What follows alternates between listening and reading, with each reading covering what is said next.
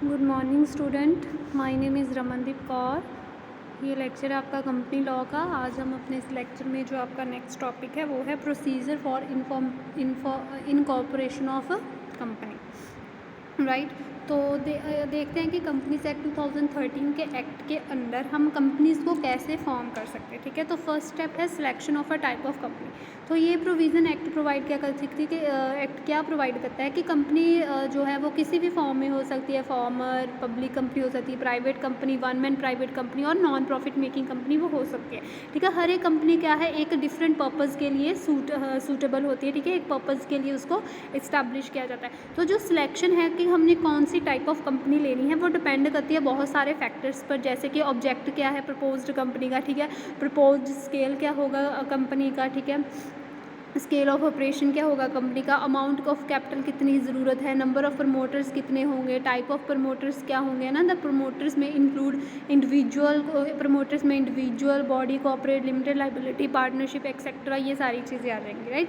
Second number पर है director identification number DIN, ठीक है। तो जो कंपनीज एक्ट की प्रोविज़न है कंपनीज एक्ट 2030 की, ये उसमें ये ज़रूरी है कि अगर किसी पर्सन को डायरेक्टर बनना है किसी कंपनी का तो उसको पास एक यूनिक आइडेंटिफिकेशन नंबर होना चाहिए जिसको हम DIN नंबर बोलते हैं, ठीक है। Director identification number. तो सेक्शन जो 152 सब सेक्शन 3 है उसमें कंपनीज एक्ट का जो है उसमें ये प्रोवाइड किया है कि कोई भी इंडिविजुअल कंपनी जो है किसी भी इंडिविजुअल को अपॉइंट नहीं कर सकती अगर उसके पास यूनिक डायरेक्टर आइडेंटिफिकेशन नंबर नहीं होगा, ठीक है। तो अगर एक इंडिविजुअल अपने आप को अपॉइंट कराना चाहता है, ठीक है, एज अ डायरेक्टर किसी कंपनी का, तो उसको सेंट्रल गवर्नमेंट को एप्लीकेशन देनी पड़ेगी, ठीक है, ई फॉर्म DIR 3 में, ठीक है, ताकि उसको DIN नंबर जो है उसकी अलॉटमेंट हो जाए। तब जब तक उसके सारे जो डायरेक्टर्स हैं कंपनी के उनको DIN नंबर नहीं मिल जाता तब तक वो अपने आप को रिजर्वेशन के लिए वो अप्लाई नहीं कर सकती, ठीक है। तो फर्दर ये एक्ट क्या प्रोवाइड करता है, ये वाला एक्ट सॉरी स्टूडेंट्स, ठीक है। तो section 155 of the companies act क्या प्रोवाइड करता है कि सिर्फ एक जो ओनली वन DIN नंबर जो है, ठीक है, एक डायरेक्टर आइडेंटिफिकेशन नंबर अगर किसी डायरेक्टर ने ऑब्टेन्ड किया है तो वो हर एक कंपनी में, ठीक है, सारे पर्पसेस के लिए वो ही चल सकता है, ठीक है। मीन्स कि एक डायरेक्टर को सिर्फ एक DIN नंबर लेने की ज़रूरत है, right. Next third point is declaration by the director, ठीक है। जो प्रोविज़न है सेक्शन 152 सब सेक्शन 4, ठीक है, कंपनीज एक्ट का, वो क्या प्रोवाइड करता है कि हर एक पर्सन चाहे उसको अपॉइंट किया गया है, ठीक है, at the time of incorporation company की, या फिर उसको डायरेक्टर अपॉइंट किया है एनुअल जनरल मीटिंग में, ठीक है, कंपनी की, ठीक है, तो उसको क्या है एक डेक्लेरेशन फॉर्म गिव करना पड़ेगा, ठीक है। उस फॉर्म को क्या है DIR 8 में, जिसमें उसने क्या है कि अगर उसकी कोई डिसक्वालिफिकेशन है उसके बारे में इंफॉर्मेशन प्रोवाइड करनी है, right. Next point is obtaining consent from directors to act as a director, ठीक है। तो सेक्शन 152 सब सेक्शन 5 है कंपनीज एक्ट का, वो क्या प्रोवाइड कर रहा है कि हर एक डायरेक्टर चाहे उसको इनकॉर्पोरेशन के टाइम पर अपॉइंट किया है, चाहे उसको जनरल मीटिंग के ना टाइम पर अपॉइंट किया है, उसको क्या है अपनी कंसेंट जो है, ठीक है, वो देनी पड़ेगी कंपनी के, ठीक है जी, अपनी क्या है कंसेंट देनी पड़ेगी। अगर उसने एज अ डायरेक्टर जो है कंपनी में एक्ट करना है तो उसके लिए उसको कंसेंट देनी पड़ेगी। तो वो कंसेंट, ठीक है, जो प्रपोज डायरेक्टर है उसको अपनी कंसेंट किसको देनी पड़ेगी अगर उसने होल्ड करना है ऑफिस को एज अ डायरेक्टर, तो उसको अपनी कंसेंट बोर्ड ऑफ डायरेक्टर जो होते हैं कंपनीज के उनको, और उस साथ साथ रजिस्ट्रार जो है कंपनी का उनको भी देनी पड़ेगी, right. Next point is fifth point है requirement of having digital signature, ठीक है। जो कंपनीज एक्ट 2013 है, ठीक है, वो क्या उसमें क्या इंट्रोड्यूस किया है कि रिक्वायरमेंट डिजिटल सिग्नेचर जो डायरेक्टर हैं या मैनेजिंग पर्सोनल है कंपनी का उनका एक डिजिटल सिग्नेचर की रिक्वायरमेंट है। तो कोई भी डॉक्यूमेंट अगर आपने फाइल्ड करना है कंपनीज एक्ट 2013 में उस पर जो है डिजिटल सिग्नेचर होने चाहिए, मैनेजिंग डायरेक्टर के, डायरेक्टर के, है ना, मैनेजर के, सेक्रेटरी जो है कंपनी की, सबके साइन जो होने चाहिए, ठीक है। तो कंपनीज एक्ट 2013 में ये कंपल्सरी है कि एटलीस्ट एक जो डायरेक्टर है, ठीक है, जो मैनेजिंग पर्सोनल है उनके साइन होने चाहिए। तो डायरेक्टर या कोई और भी पर्सन है, ठीक है, वो डिजिटल सिग्नेचर कैसे वो ऑब्टेन कर सकता है, तो उसको क्या है साइन ई फॉर्म INCI पर साइन करना पड़ेगा और and other documents of the company. It is further provided that if director or other managing personnel of the company are already having digital signature then they are not required to obtain digital signature afresh. ठीक है, क्या बोल रहे हैं कि अगर director या managing personnel के पास ऑलरेडी डिजिटल सिग्नेचर है तो उनको ज़रूरत नहीं है कि उन्होंने न्यू फ्रेश जो है डिजिटल सिग्नेचर उनको ऑब्टेन करना पड़ेगा, right. Next is role check of digital signature. ठीक है, in addition to the requirement of having digital signature, ठीक है, जो प्रोविज़न है कंपनीज एक्ट 2000 फर्दर उसमें क्या प्रोवाइड किया है कि डिजिटल सिग्नेचर जो है उनको रोल चेक करवाना चाहिए। तो जो term role check simply refers to filing up the given particulars. ठीक है, जो गिवन पर्टिकुलर्स होंगे वो आपने कहाँ फाइल करने हैं, MCAs की वेबसाइट पर। ठीक है जी, means ministry of corporate affairs की वेबसाइट पर आपको अपने डिजिटल सिग्नेचर जो है वो रोल चेक करवाने पड़ेंगे। ठीक है, नेक्स्ट पॉइंट जो है हमारा वो है selection and reservation of a company for the company. ठीक है, इसमें क्या है कि आपने जो नेम है, आपने अपनी कंपनी का जो नेम रखना है उसमें वो आपने नेम देने हैं। ठीक है, आपको, ठीक है, under the companies act 2030 every new company is required to propose 6 name. ठीक है, उन्होंने क्या है कि अपने प्रेफरेंसेस के अकॉर्डिंग उन्होंने अपने 6 नेम्स देने हैं। तो ऑल ये सारे 6 नेम जो है वो प्रपोज होंगे subject to the provision clarification circulars and rules made by the ministry of corporate affairs. Means के सारे नेम जो है वो किस चीज़ के अकॉर्डिंग होने चाहिए, जो भी रूल्स मेड किए गए हैं मिनिस्ट्री ऑफ कॉर्पोरेट अफेयर्स ने उनके अंदर जो है उसके अकॉर्डिंग आपके वो नेम होने चाहिए।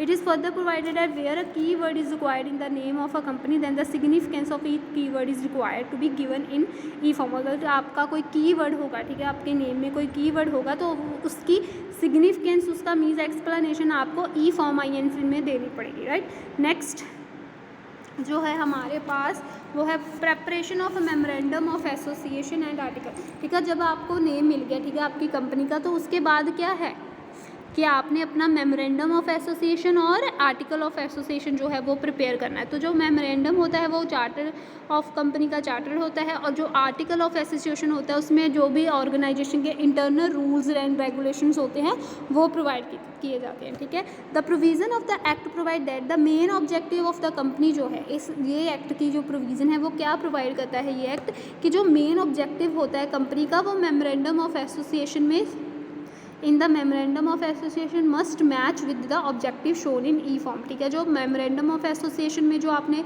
ऑब्जेक्टिव दिया है और जो आपने ई फॉर्म में शो किया है वो दोनों क्या है वो मैच होने चाहिए, right. Next is registration fees for a new company.